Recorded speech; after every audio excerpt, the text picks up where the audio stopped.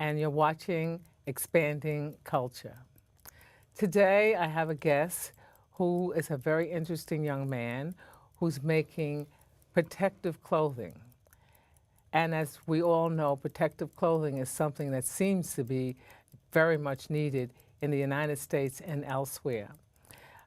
He's going to tell us about his garments, and I'm going to tell you a few statistics about what's been happening here in the United States in terms of gun control and gun violence. It seems that most of this violence is taking place in the high schools and in the college campuses, which is a very unusual thing to happen. Since 1999, there have been over 285 shootings on college campuses, and there's been several hundred deaths from this situation. Why it's occurring, no one seems to know. Not the psychologists, not the police. No one seems to know what has transpired to get young people crazy enough to go on a college campus and kill innocent people.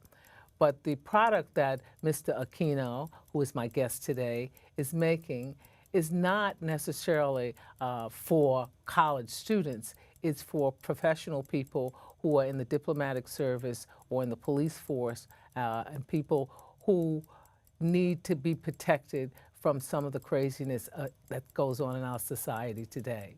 So Mr. Aquino has come up with an idea about making protective clothing, both for men, women, and children.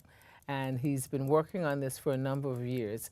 I've known him for over 10 years, and for the last 10 years he's been working on this. He's finally gotten it proficient.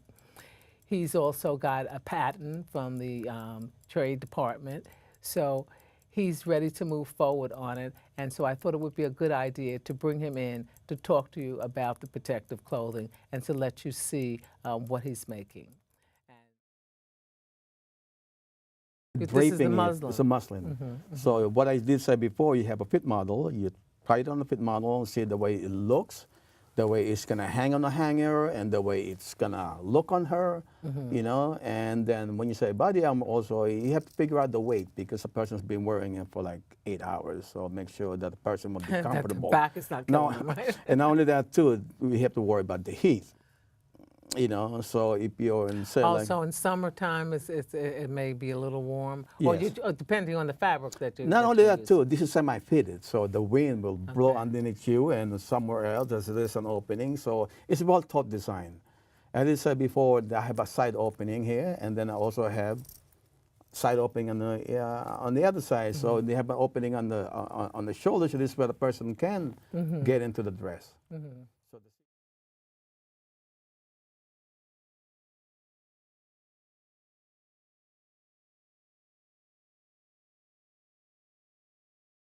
Special, woman special. Now this is like organza, bayonet belt. Beautiful. Bayonet organza. Oh yeah, it's very light. Exactly. So you mentioned to me before, I mean, what kind of fabrics? I'm not going to use any type of fabric, but you have to understand the foundation. And zips here. Zip at the side, and then a zipper at the side, like something with this one, so the person can adjust to it. Now you see the chest, it's not, it's curved in the middle. So it's very feminine. You know, you can see the front and back, it's all been shot, you know. I mean, it's all been shot. Yeah, both of them have been shot. I mean, actually, you can even feel the bullets are still inside. Are you kidding? Ah, yeah. I mean, you don't see the fabrication that I use is very thin, and it's very, the weaving is so tight that it can just make a hole, but it's not gonna, what you call this, disperse. Actually, see, there's a bullets there. Yeah, so the bullets in there. Okay. But you cannot really tell. I mean, you can still feel it. So I mean, you can see, you can feel inside here. There's a bullet. You can make there's just a bullet about, right there. Oh yeah, I feel it. Yeah. Yeah. So that's kind of advanced design that you see. So you're gonna make coats and jackets. Make coats and jackets and, you know, whatever suitable and for. let's see your jacket. And I'm wearing one. See. I'm wearing one. I mean, it's supposed to be a front piece here and here, but I just didn't put it. Nah, because now this is an example that we shot it. They see there's a bullet holes in there, there's a bullet holes in there, there's a bullet. These are the bullet holes. Yeah, Oh, You okay. see, it's well designed, and it's very light. The policeman is wearing about 7 pounds. This is So about now, 5 so you pounds. made a vest, but did you Vest. make a jacket as do you They make can a be 20. If jacket I as put a well? jacket in there and with this, they can stop, like a level 3A. I mean, it's very advanced. Like you see the construction when you put it on. I mean, you cannot go wrong with this kind of design. I mean.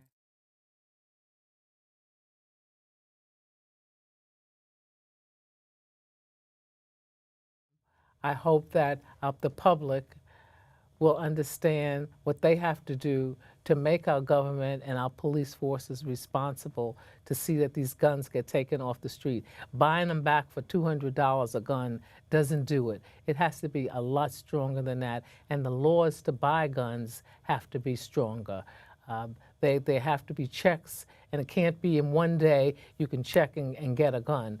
Um, and some of these rifles and assault weapons should not be allowed to be sold to the public. They should be used only for military purposes, not for hunting and social things that people get involved in.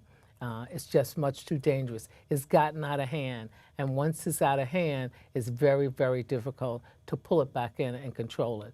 But we as citizens, it's our responsibility as well. And if we can't elect people who are going to do the things that we need done to keep our society safe and to help our children grow up and live a good life, then something is wrong. We're looking at the wrong things. We're focusing on the wrong things. And we have to start re-looking at what's going on in the society and figure out how we can make some of the adjustments that are necessary to protect our children. So I expect every citizen to get out and vote this year and to write your congressman about these gun laws and to take heed that this is important and we are responsible and we should be. Thank you for watching, and I hope you join us again to watch Expanding Culture. We'll be talking. Thank you so much for watching. Have a good day. Bye now.